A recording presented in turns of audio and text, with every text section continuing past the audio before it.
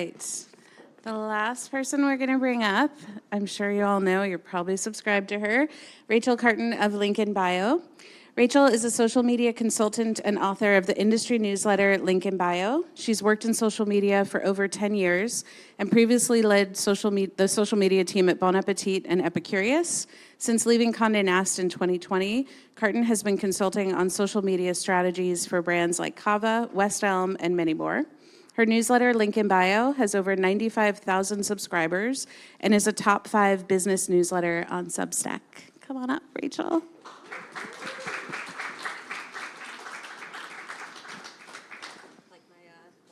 Oh, look at, she has Link in Bio merch. One of one. I love it. Welcome. Thanks for being here. Thanks for having me. Yeah.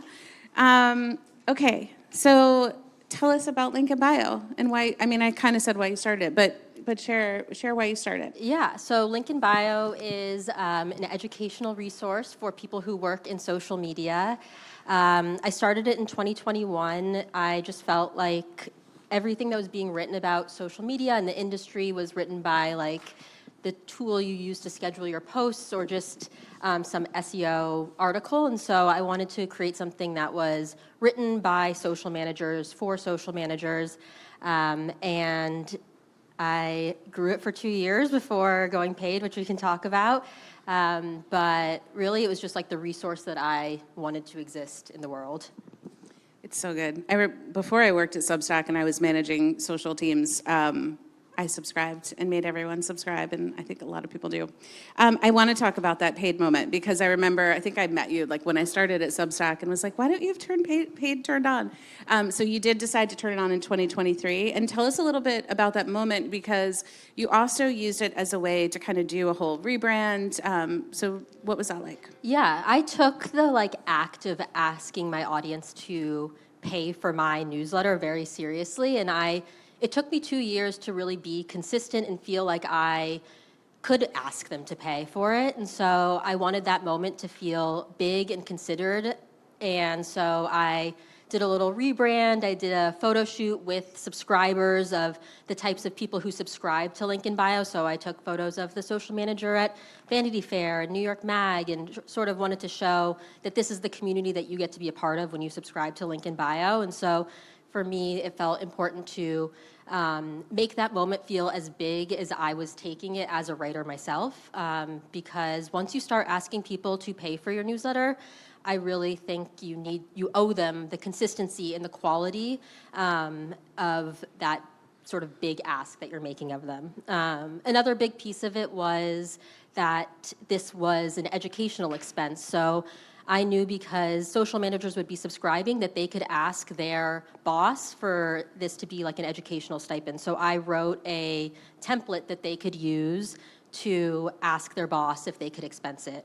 That has been huge. I see people in that doc to this day, years later, and all of the time I get people saying like, I'm leaving my job, I got the subscription through my job, can I switch it over? Like, that was a huge unlock. So if there's any way that your newsletter can be an educational expense, even if it's in fashion, an editor could be expensing that, like make it known to your audience and easy for them to ask for it to be expensed. Yeah, I love how you communicate the value of the work, like of what the content you're providing. I think that's your about page, yeah, where it just, and you're charging $8 a month, $80 for the year. And what's your founding? $150. Okay. And it just says, if your company's paying for this tier is for you. I love that. I love that. How else, and you have a job board. So tell us all the ways where you're communicating, how do you communicate that value and yeah. Yeah, I mean, I think that, I chose $8 because I felt like $5 is what I think the standard is. And I think, I saw what a lot of business newsletters were charging, and it's like $20 a month. And so I wanted to keep it affordable enough that a freelancer could subscribe to it, but a little bit more elevated because I knew people would be expensing it. But I think I'm always thinking about the way that I'm communicating the value of my newsletter. An example that I made that was a huge unlock for more paid subscribers is that I tried to brand one of my sends as the Tuesday logged on send. To me that means something because I'm logged on is my strategy newsletter. But I wrote that in the sort of I don't know what you want to call it, the perks of going paid. I called it the logged on send. Well, that means nothing to somebody who's never subscribed before. So I tried to brand it. And so one day I was like, I'm going to switch it to just like Tuesday strategy newsletter. Boring to me, but makes a lot of sense for a subscriber. And that immediately unlocked a lot of new subscribers because they understood like, oh, the Tuesday newsletter that I'm getting is a strategy newsletter right from Rachel's brain. Like that clicks. And so look, if you're having trouble converting, it's like look back at the way that you're selling the value and say like, okay, I branded it this way, but maybe I could just be a lot more clear and say, this is a strategy newsletter, and on Thursdays you get the interviews, and it's like as clear as that.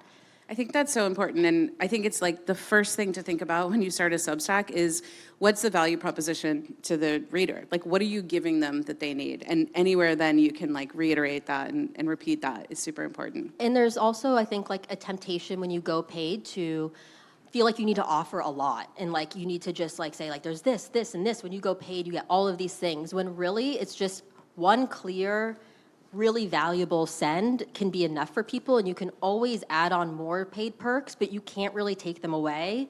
And so I think that that's something that I would think about when you're going paid is like, what can I promise to offer that is so valuable that I know I can deliver on? And if I want to add in paid chat later, or if I want to add in live videos for paid subscribers later, you can always add that as a bonus, but you really can't take that away. So I think that to me, I think like there's a feeling like you want to like offer all of these things when really like some of my like shortest newsletters do the best because they're just so clear and like they know what they're getting out of it. And a lot of going paid is just communication. Totally. Okay, tell us about you've had some really nice growth spikes over the years. Tell us about some of those growth moments and what's contributed. Yeah.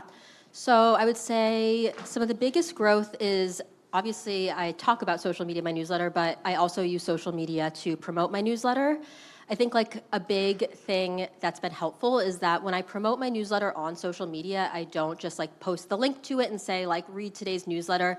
I really try and take like a nugget from that week's newsletter and break it out in a really like social first way. I rarely post any links.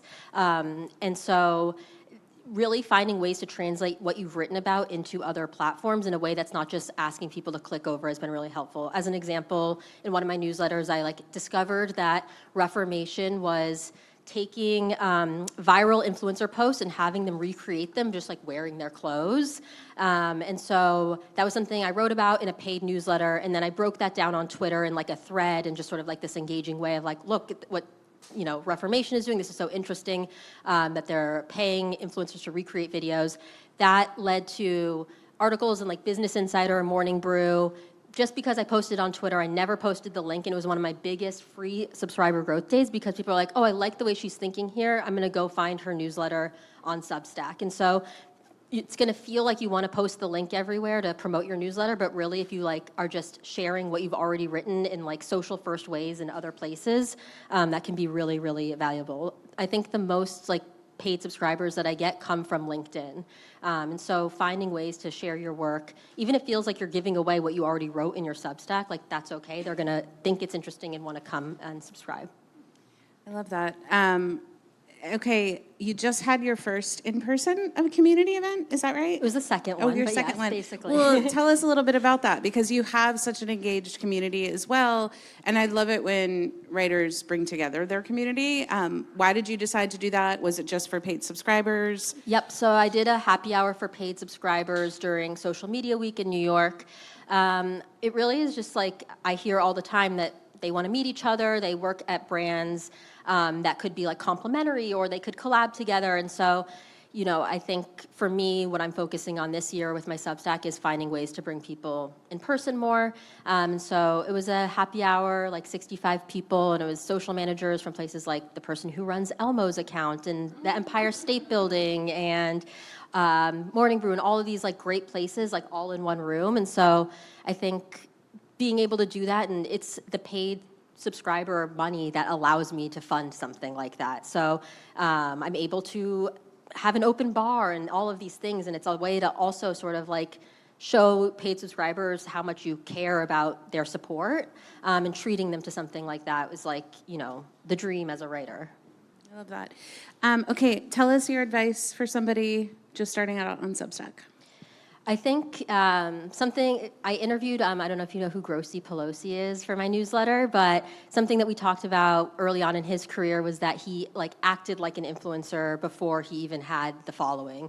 And so I think act like a writer before you're like a writer, and just really hold yourself to standards and a consistent schedule. To me, that's like the biggest thing, is like just writing consistently. And I know that's the worst, like most cliche advice, but I subscribe to so many newsletters that then, they haven't posted in 2 months and I'm like, where are they? And they fall off. And so I think consistency and really like acting like you are an authority on whatever topic you write about, even if, you might not be yet. And so I think fake it until you make it, and just start writing and write with authority and with confidence.